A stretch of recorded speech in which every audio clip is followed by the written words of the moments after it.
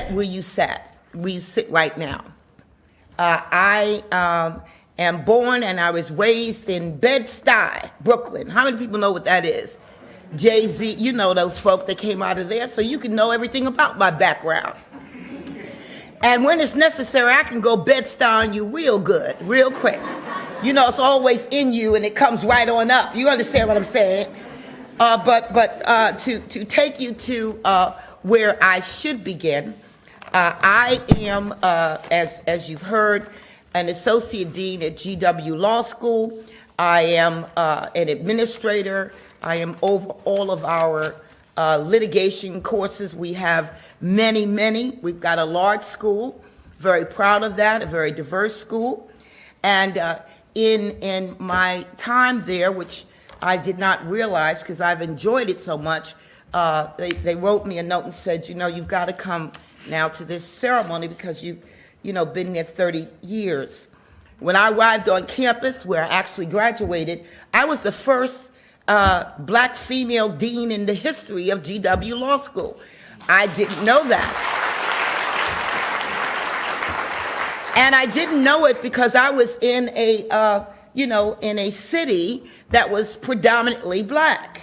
So it didn't even occur that this could be it. They made a big deal about it. Now they forget it, except they remembered it this year again.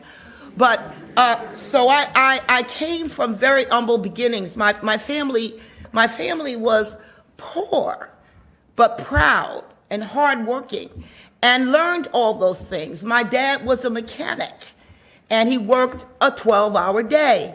So I learned to work very hard all the time. My mother was primarily a homemaker, but at that time we were raised in church. We went to church, Holiness Church, so we went 3 times a week at a minimum. And that has really stayed with me. And so when I talk about where I am, or people talk about where I am now, I still am, freedom from Bed-Stuy. Nothing that I have achieved has been because I'm so special, so gifted, because I can write well, I'm a published author. All of that is not, it's down at those deep roots on the inside, right? So you always got to stay humble. We come from a strong Houstonian social engineer background. You all will learn about more of that when you become lawyers. And every one of you can become a lawyer. Every single one of you can go to law school. Every single one of you can succeed at law school. So I'm looking forward to having all of you as, I won't be the president, but I'll be in the back saying second children, because the young people have to come forward and take over the organization and make it live for what you have to have for the future. We can say less than we think.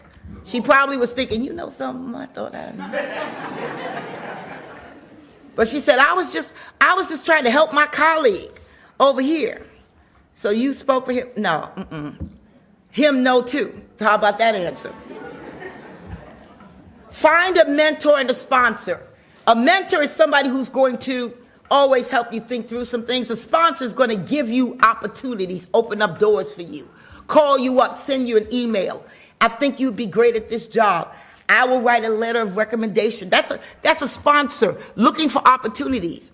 You've got to do that throughout your life, because that will bring you more success, more opportunities to learn.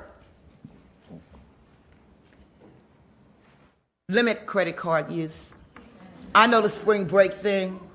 It's the last time I'll be able to go on vacation. We all going to the Caribbean. No.